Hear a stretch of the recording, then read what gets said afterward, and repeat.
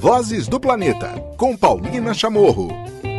Muito bem, muito bem, muito bem. Começando o primeiro episódio de 2025 do Vozes do Planeta, neste ano que estamos completando 9 anos de existência. Muito obrigada a você, nosso e nossa ouvinte, que está aí desde o início também nos acompanhando. A nossa missão aqui é trazer temas que fujam um pouco do senso comum, que a gente possa trazer elementos para compreender melhor a nossa relação com o ambiente. Eu estou muito honrada e feliz de poder iniciar este episódio com a nossa primeira convidada, que é muito especial. Mas antes eu queria te fazer uma pergunta. Tá calor por aí? Esse começo, esse final de ano, eu fiz no final do ano passado uma série sobre os corais que estão morrendo, que o mar está muito quente.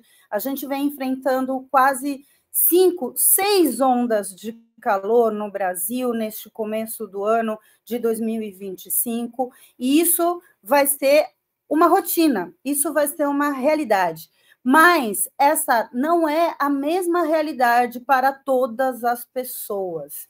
E é por isso que eu trouxe, que vai ser muito importante a gente entender essas diferenças, o que traz a importância por uma justiça climática, que eu convido Amanda Costa, minha querida amiga, que eu admiro cada vez mais. Amanda Costa é ativista, ela é fundadora do Perifa Sustentável, ela é embaixadora, acho que da ONU, da Juventude, né, para assuntos climáticos, e mais uma série de reconhecimentos. A Amanda participou a primeira vez aqui do podcast, exatamente em março de 2021, e foi um grande prazer tê-la aqui nesse episódio, e é mais um prazer ainda tê-la no nosso primeiro episódio de 2025. Bem-vinda, Amanda! Paulina, muito obrigada por esse convite. É sempre uma honra estar aqui com você, com a sua audiência querida. Esse podcast Gata Garota, provavelmente vocês sabem, mas eu vou repetir que é referência no ambientalismo brasileiro. E toda vez que você me chama para cá, eu me sinto muito chique, muito chique.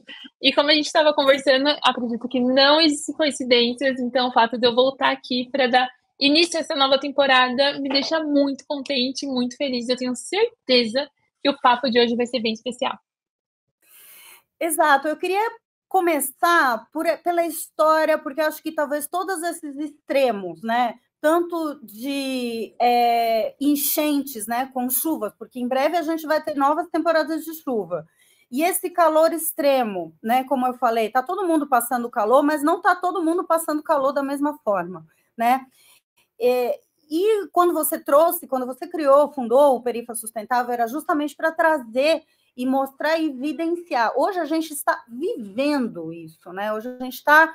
Você antes estava prevendo, agora a gente está vivendo isso. O que você poderia nos falar sobre essas diferenças, sobre justiça climática, em tempos em que a gente está vivendo aí 4, 5, 6 ondas de calor extremo no Brasil?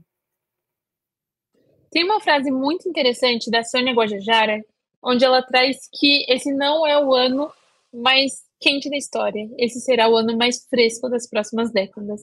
Isso simboliza muito o que a gente está vivendo. Nos últimos anos, a gente viu o crescimento das temperaturas, o acréscimo, anos cada vez mais quentes, ondas de calor com períodos cada vez mais longos, chuvas torrenciais provocando enchentes, inundações. E quando a gente traz todo esse contexto histórico, social, econômico, ambiental, e faz um recorte da justiça climática, a gente se pergunta, tá quente, mas quem são as pessoas que estão sofrendo os piores impactos com o aumento das temperaturas? É a população pobre, periférica, vulnerabilizada, marginalizada, basicamente a população que está na base social do nosso país, ou seja, pessoas negras, pessoas quilombolas e pessoas indígenas, que ironicamente, são o grupo social que menos contribuiu para a crise climática, mas está sofrendo seus piores impactos. E aí, para a gente tangibilizar toda essa narrativa e esse discurso com exemplos concretos. Agora, aqui no Sudeste brasileiro, em São Paulo, a gente está vivendo uma onda de calor. Foi comprovado que ambientes periféricos podem estar até 10 graus Celsius. acima do que ambientes elitizados. E por que isso? Porque falta verde urbano, porque a gente carece de uma infraestrutura, porque não tem árvores na periferia. E aí, analisando todo esse aquecimento global, todo esse cenário de crise, a gente percebe que são as populações empobrecidas e marginalizadas que serão as piores impactadas. E, Amanda, a gente tem, só para trazer a questão também de saúde pública, né? Por exemplo, não é só na casa, né, onde você está morando, onde você vive, tem também toda a questão do transporte público, né? Porque áreas periféricas estão longe dos centros de trabalho, ou seja, o transporte o tempo de transporte é muito longo, o tempo de exposição ao sol, a esse calor, é também muito longo. Então, isso vai provocando um estresse que não é só um estresse climático, é um estresse na pessoa também, não é, Amanda? Já se falam até de dificuldades no aprendizado, porque o cérebro entra meio que num stand-by por conta do calor. Então, tem também esse agravante na saúde, né? Olha, com certeza. Recentemente eu estava no Rio de Janeiro, e aí eu fiquei na casa de um amigo meu, que está localizada na favela da Kelsons, na Penha Circular, na Zona Norte. E eu estava cheia de trabalho, cheia de coisa para fazer. Eu literalmente não conseguia, não tinha força, não tinha energia, não tinha disposição. E eu comecei a me questionar, falei, gente, eu não sou assim, eu sou trabalhadora, eu sou estudiosa, eu coloco metas, eu consigo fazer, por que eu não estou conseguindo fazer? E aí eu fiquei uma semana no Rio de Janeiro, 4 dias com meu amigo, e 3 dias no hotel na Zona Sul por conta de um outro evento que eu fui. Era uma outra Amanda, com disposição, com vontade, com energia. Por quê? Porque tinha um ar-condicionado. E aí você trouxe esses impactos na educação. Algumas escolas públicas, ETECs, aqui de São Paulo, publicaram que as aulas estariam suspensas durante alguns dias da semana porque estava impossível dos alunos concentrarem nessas ondas de calor. O ambiente escolar, ele não está preparado para lidar com esses desafios climáticos que a gente enfrenta. Os ventiladores não estão dando conta. E aí, quando a gente pensa num lugar de vulnerabilidade social e econômica, quais são as escolas que hoje têm condições econômicas de investir no ar-condicionado? Não são as escolas da periferia, não são as escolas dos bairros marginalizados, não são as escolas públicas de São Paulo. E aí a gente começa a aprofundar um lugar de desigualdade social, principalmente por conta da crise climática. A crise climática, ela já impacta toda a nossa sociedade quando a gente pensa, outro exemplo, na questão de segurança alimentar. Por conta das ondas de calor, muitas safras estão sendo perdidas. Consequentemente, a gente vê o aumento do preço dos alimentos. Traduzindo para o vocabulário popular, um café pilão, R$ 28 no mercado aqui do bairro. R$ 28 um café. Porque a gente está vivendo uma onda de calor onde os nossos alimentos não estão sobrevivendo. E aí, para famílias periféricas que muitas vezes estão numa situação de vulnerabilidade financeira, econômica, fica mais barato ir na feira comprar uma dúzia de maçãs, que está R$ 12, ou você comprar um miojo, que é R$ 2. E aí, pensando no ser humano de forma sistêmica, holística, integral, qual que é a criança que vai ter um melhor desempenho no ambiente escolar? Aquela que está com ar-condicionado, que está comendo uma maçã orgânica, que tem a possibilidade de ir para a escola a pé, porque mora perto, ou com carro particular, no ar-condicionado, ou, no extremo oposto, a criança que pega um ônibus, que muitas vezes passa 1 hora e meia, até o ambiente escolar, que chega na escola, tem que sobreviver com calor extremo, porque a escola não está adaptada para vivenciar esse calor, e se alimentou de um miojo, de uma bolacha, de um alimento ultraprocessado, industrializado e empobrecido em relação a vitaminas, proteínas, carboidratos, nutrientes que realmente alimentariam o seu corpo. É um desafio sistêmico e que a gente já está vendo as consequências agora. Exato, é um desafio sistêmico, mas é um desafio que está sendo colocado já há muito tempo, principalmente pela juventude, né? Eu te conheci através do seu ativismo jovem, né? Inclusive o episódio que você participa Conheçam as Vozes, jovens do ativismo brasileiro, você com a Angélica Mendes, neta de Chico Mendes, nesse episódio especial. E aí, não é à toa que essa é uma das principais pautas, né, dos jovens ativistas climáticos, a justiça climática, porque é uma perspectiva de futuro.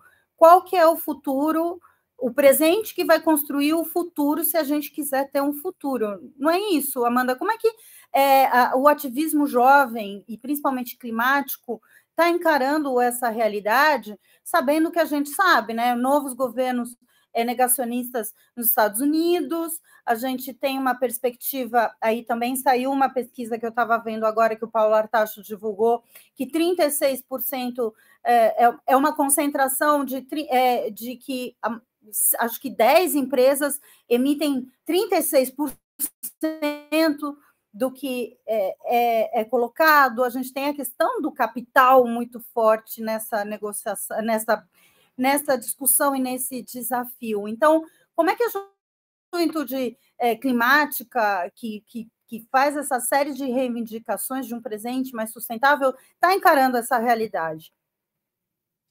Paulina, eu sinto que a juventude climática está trazendo gritos e lutando por sua sobrevivência. A gente vem acompanhando o enfraquecimento de políticas ambientais, o enfraquecimento do Estado Democrático de Direito, a perda de confiança no sistema multilateral de tomada de decisões, e os principais impactados são as gerações mais jovens, as gerações que já sofrem esses impactos da crise climática e muitas vezes precisam conviver num ambiente de pura eco-ansiedade, no sentido de, quando a gente dialoga com grande parte da juventude brasileira que teve acesso ao conhecimento institucionalizado, formalizado, frequentou a academia, está por dentro desses debates climáticos, muitos não querem mais ter filhos. Minhas amigas falam, Amanda, por que eu vou, sei lá, ter filho? Por que eu vou colocar uma criança no mundo que a gente bateu 44 graus no Rio de Janeiro, 38 graus em São Paulo? Qual é o futuro que eu vou dar para essa criança? E aí a gente percebe que há um medo, uma ansiedade, uma angústia, uma frustração quando a gente traz debates como esse. Mas, ao mesmo tempo, o nosso mundo ele é tão desigual que quando a gente fomenta esse tipo de discussão nos espaços periféricos, a gente tem meninas de 12, 13, 14 anos que já são mães. Meninas, crianças, que já têm que lidar com uma maternidade precoce. Porque muitas vezes esse conhecimento institucional formalizado, uma família estruturada, não foi o que essas pessoas tiveram acesso na sua primeira infância. E aí, quando a gente pensa, tá, mas o que a juventude está fazendo? Será que a juventude está engajada? Será que estão propondo soluções? Como estão se articulando? Eu vejo que existem diferentes grupos. Tem grupos que sim, que a gente está lutando, que a gente está na linha de frente, que a gente está cobrando nossos tomadores de decisão, que a gente está acompanhando esses fóruns multilaterais de tomada de decisão, seja a nível internacional, seja a nível local, nacional. E aí eu posso citar diversas organizações que estão fazendo esse trabalho, como Engajamundo, Youth Climate Leaders, Jovens Lideranças pelo Clima, o próprio Perifa Sustentável, Ambiafro, Ambiental, que a gente tem uma série de organizações lideradas por jovens, para jovens, que estão fazendo esse debate acontecer.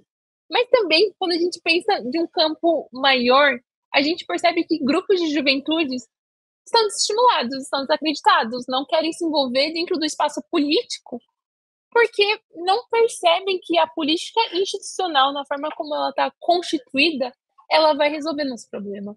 Uma geração anterior à minha, pessoas mais experientes do que eu, tiveram acesso, nos seus tempos de juventude, a partidos políticos, a União Nacional dos Estudantes, a espaços democráticos onde esses debates eram estimulados. Mas as gerações mais jovens estão totalmente desacreditadas desses ambientes políticos, porque, primeiro, a política brasileira ela está extremamente polarizada. Então, quando você traz determinada pauta, já querem te associar a determinado candidato e trazer pautas, muitas vezes, estereotipadas, fundamentalistas, onde não há lugar para diálogo, e sim apenas um lugar para afirmar posições e comportamentos que não encontram sinergias para construir pontes e serem aprofundados num espaço seguro de conversa. Segundo ponto, como que a gente vai pensar em políticas públicas quando o básico não está sendo assegurado?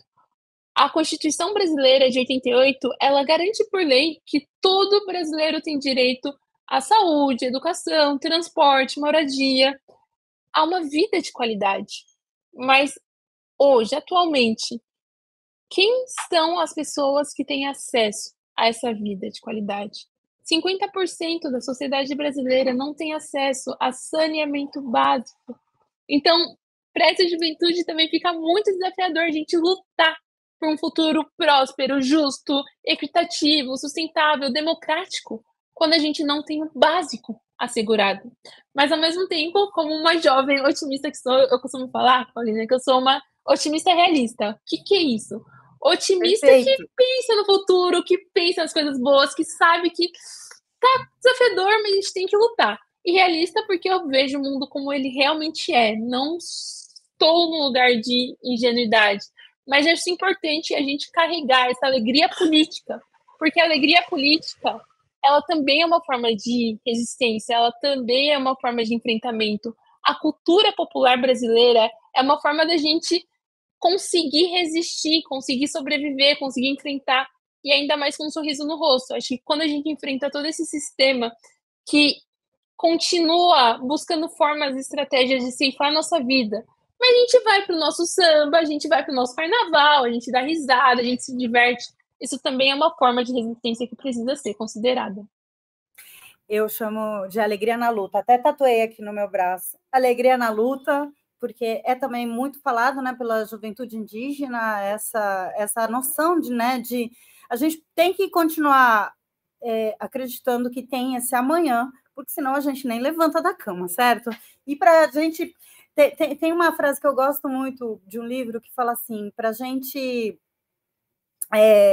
pensar num mundo melhor, a gente precisa primeiro sonhá-lo, né? Então, acho que é isso que nos move. Amanda, agora trazendo uma perspectiva, né? Esse ano é muito importante para o Brasil, vai ter um foco muito grande no Brasil. Você que acompanhou já várias COPs, né? As várias reuniões do clima, desta vez a gente vai ter uma reunião do clima aqui no Brasil, né?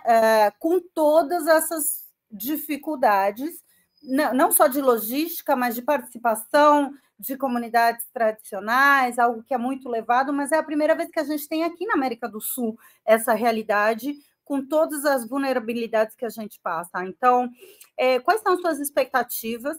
E, principalmente, dentro, como uma embaixadora, né, pelo clima da ONU, também de dentro, né? Porque uma coisa é o evento COP, né? As coisas que acontecem fora, e uma coisa é o que acontece de dentro das negociações.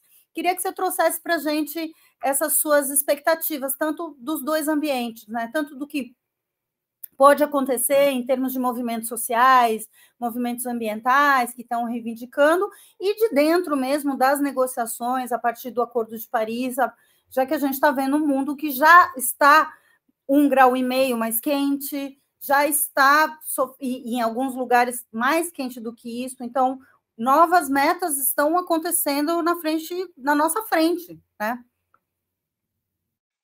Totalmente. Eu acredito que com a COP30 a gente tem uma possibilidade de reposicionar o Brasil como uma potência ambiental. E mostrar que a gente realmente está engajado nessa luta. Por conta do último governo, o Brasil ele perdeu prestígio internacional, principalmente pelas posições negacionistas do antigo presidente. E agora, com a COP30 chegando, com o Brasil, que ano passado sediou o G20, a gente tem todo um novo campo político para reposicionar o Brasil novamente nesse alto escalão de países que estão liderando a luta pela sustentabilidade.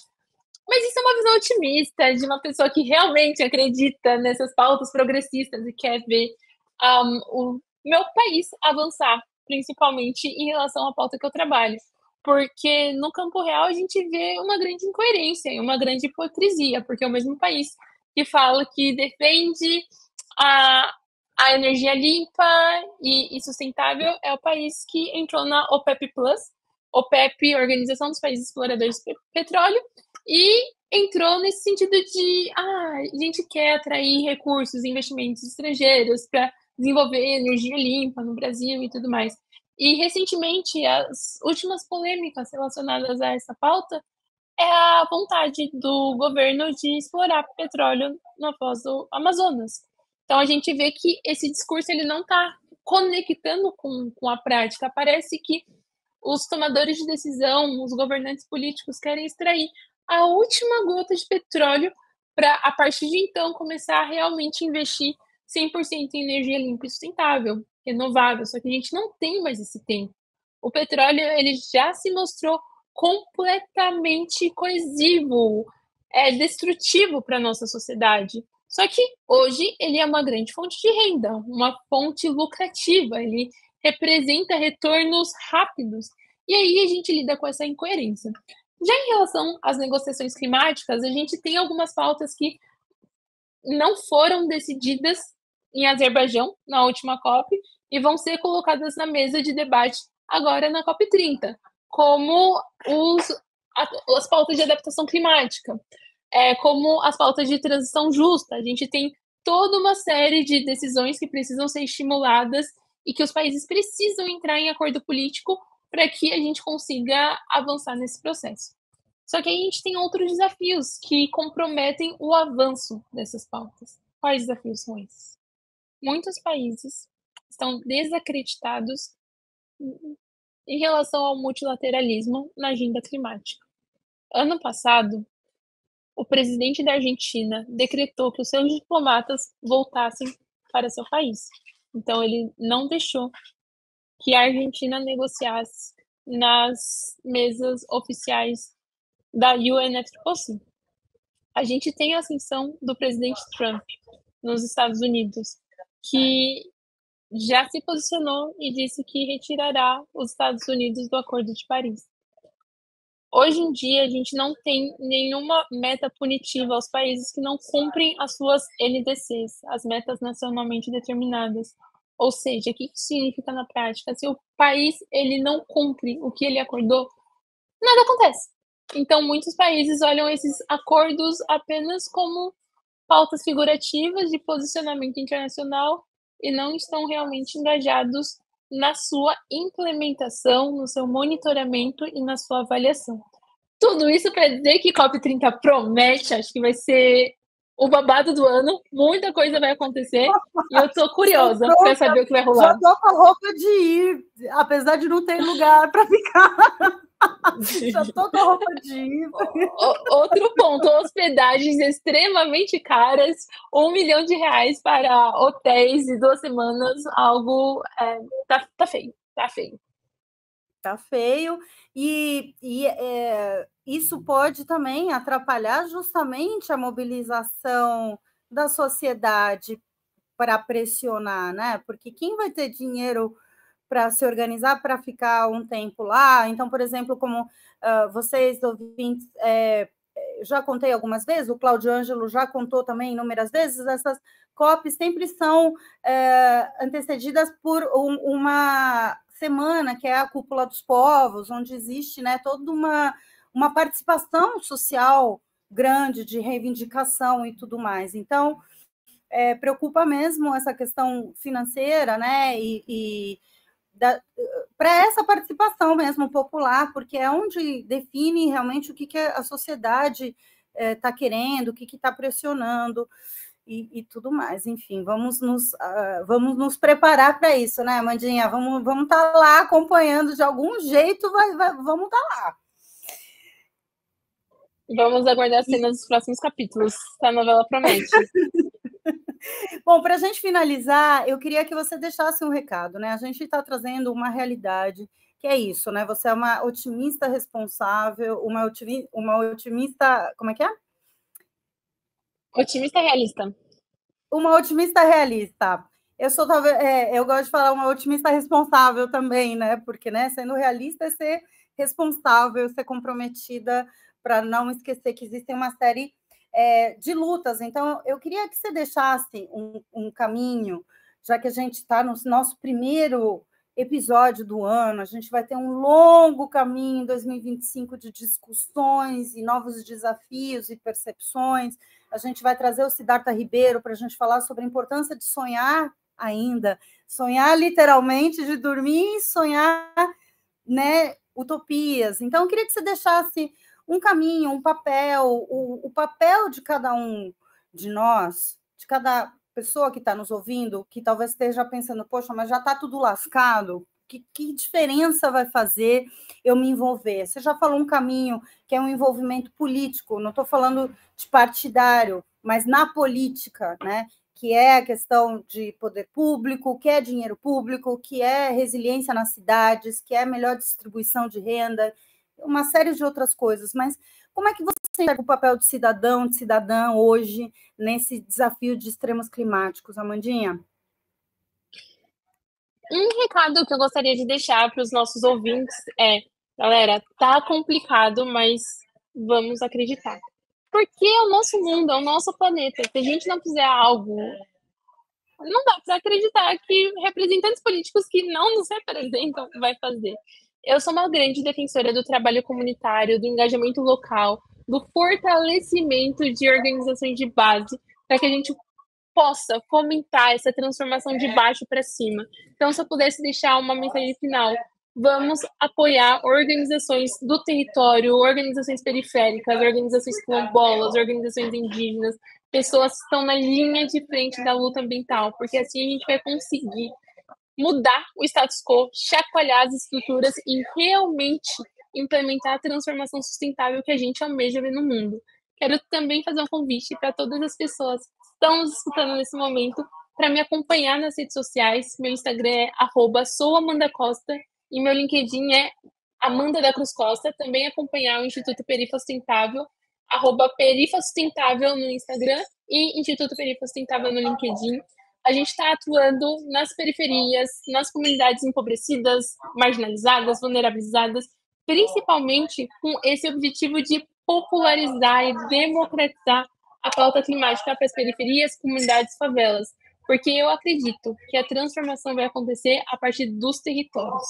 Muito bem, e é com esse depoimento maravilhoso que eu agradeço enormemente seu tempo, Amanda. Eu, como eu já te falei internamente, em off, eu estou te falando agora, você é um orgulho, eu tenho um orgulho de acompanhar sua trajetória e todos os espaços que você vem conquistando, mas principalmente com esse propósito de levar essa pauta adiante, sempre com alegria, querida. Então, é uma honra para a gente ter você no nosso primeiro episódio aqui de 2025. Bons trabalhos para nós. A gente se vê na COP e vamos estar sempre com alegria na luta.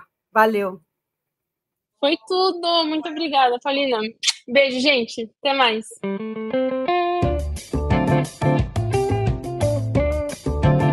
Vozes do Planeta, com Paulina Chamorro.